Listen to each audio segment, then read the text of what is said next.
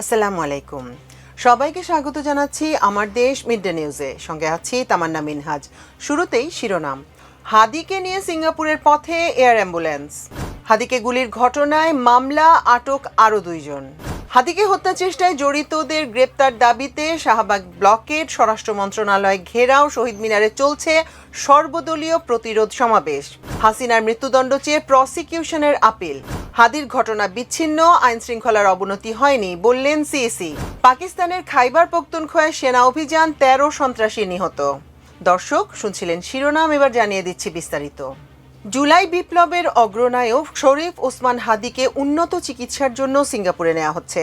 সোমবার দুপুর 1:51 অসপ্রে aviation air অ্যাম্বুলেন্সটি আহত হাদিকে নিয়ে সিঙ্গাপুরের উদ্দেশ্যে ঢাকা ছাড়ে। এর আগে বুধবার প্রধান উপদেষ্টা ডক্টর মোহাম্মদ ইউনূসের নির্দেশে সংস্কৃতি উপদেষ্টা মোস্তফা সরোয়ার ফারুকী, প্রধান উপদেষ্টা স্বাস্থ্য মন্ত্রণালয় বিষয়ক বিশেষ সহকারী অধ্যাপক ডাক্তার সাইদুর রহমান, এবার কেয়ার হাসপাতালের বিশেষজ্ঞ চিকিৎসক ডাক্তার জাফর, ওসমান হাদির ভাই ওমর বিন হাদির মধ্যে জরুরি কল কনফারেন্সে এ বিষয়ে সিদ্ধান্ত নেওয়া হয়। এর আগে 2 দিন ধরে হাদির চিকিৎসার জন্য সরকার সিঙ্গাপুর, থাইল্যান্ড ও মালয়েশিয়ার কয়েকটি হাসপাতালে যোগাযোগ করে। হাদির সঙ্গে সিঙ্গাপুরে যাচ্ছেন হাদির 2 ভাই। ডাক্তার সাইদুর রহমান প্রধান উপদেষ্টাকে জানান, বর্তমানে হাদির শারীরিক অবস্থা অপরিবর্তিত রয়েছে। সোমবার দুপুরে হাদিকে সিঙ্গাপুরে পাঠানোর লক্ষ্যে প্রয়োজনীয় মেডিকেল এয়ার অ্যাম্বুলেন্স, চিকিৎসক দল এবং ভ্রমণ সংক্রান্ত সব প্রস্তুতি এর আগেই শেষ করে সরকার। সিঙ্গাপুর জেনারেল হাসপাতালের অক্সিডেন্ট ইমার্জেন্সি বিভাগে তার চিকিৎসার সব ধরনের ব্যবস্থা করা হয়েছে। তার চিকিৎসা সংক্রান্ত সব ব্যয় রাষ্ট্রীয়ভাবে বহন করা হবে। প্রধান উপদেষ্টা হাদির চিকিৎসার বিষয়ে সংশ্লিষ্টদের সার্বক্ষণিক খবর রাখার নির্দেশ দিয়েছেন এবং দ্রুত সুস্থতা কামনায় দেশবাসীর কাছে দোয়া চেয়েছেন। ইনকিলাব মঞ্চের মুখপাত্র ওসমান হাদির সার্বিক অবস্থা এখনও অত্যন্ত আশঙ্কাজনক বলে জানিয়েছেন তার জন্য গঠিত চিকিৎসা বোর্ড। হাদিকে হত্যা চেষ্টার ঘটনায় আরও 2 জনকে আটক করা হয়েছে। এ নিয়ে এই ঘটনায় মোট 8 জনকে আটক করা হয়েছে বলে জানিয়েছে পুলিশ। হাদির হত্যা চেষ্টার ঘটনায় ঢাকার পল্টন থানায় মামলা হলে আটককৃতদের মধ্যে ঘটনার সময় ব্যবহৃত মোটরসাইকেলের মালিক হান্নান, প্রধান অভিযুক্ত ফয়সালের স্ত্রী সামিয়া, শ্যালক শিপু ও বান্ধবী মারিয়াকে হত্যা চেষ্টা মামলায় গ্রেপ্তার দেখানো হয়েছে। ঘটনার 2 দিন পর রোববার মধ্যরাতে হত্যা চেষ্টা, সংঘবদ্ধভাবে পরিকল্পিত অপরাধ, আগ্নেয়াস্ত্র ব্যবহার সহ বেশ কয়েকটি ধারায় এই মামলা করা হয়েছে। ইনকিলাব মঞ্চের সদস্য সচিব আব্দুল্লাহ আল জাবের বাদী হয়ে মামলা করেন।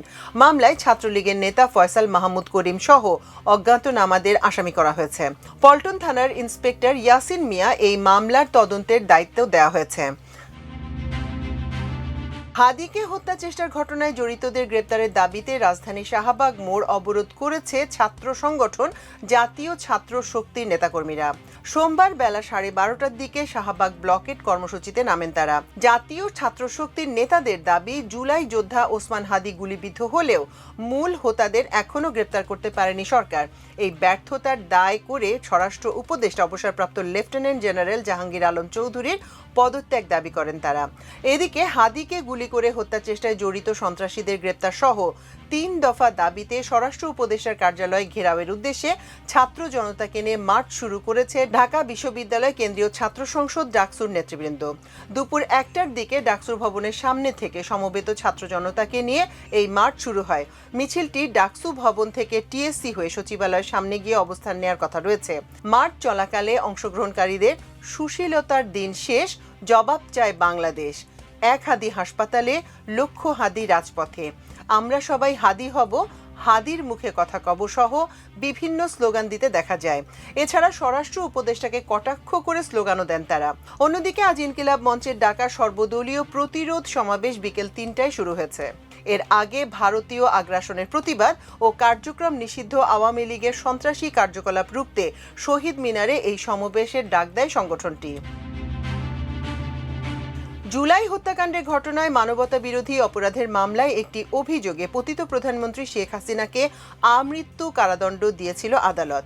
এই রায়ের বিরুদ্ধে সাজা বাড়িয়ে মৃত্যুদণ্ড চেয়ে আপিল করেছে প্রসিকিউশন।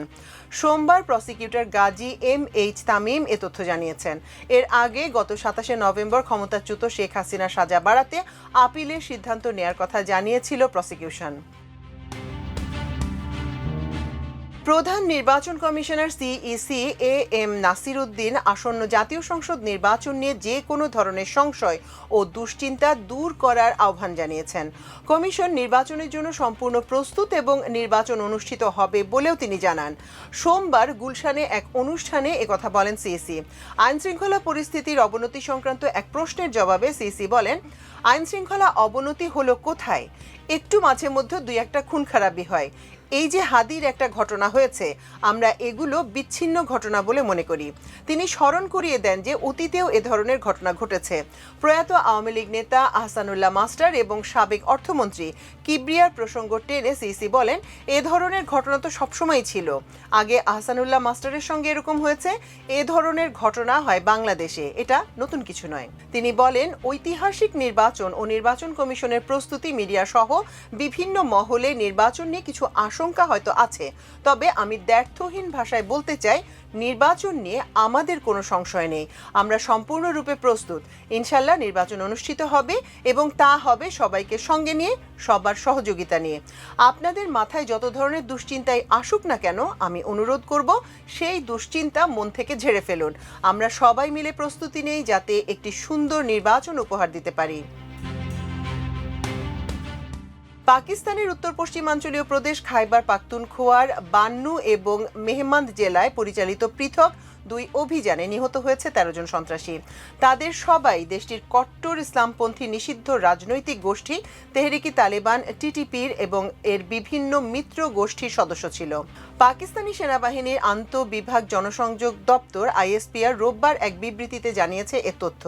নিহতদের ফিতনা আল খারিজি এবং ভারত সমর্থিত সন্ত্রাসী উল্লেখ করে বিবৃতিতে বলা হয়েছে, গোপন সামরিক তথ্যের ভিত্তিতে বান্নু এবং মোহাম্মদ জেলায় পৃথক সেনা অভিযান পরিচালনা করা হয়েছে।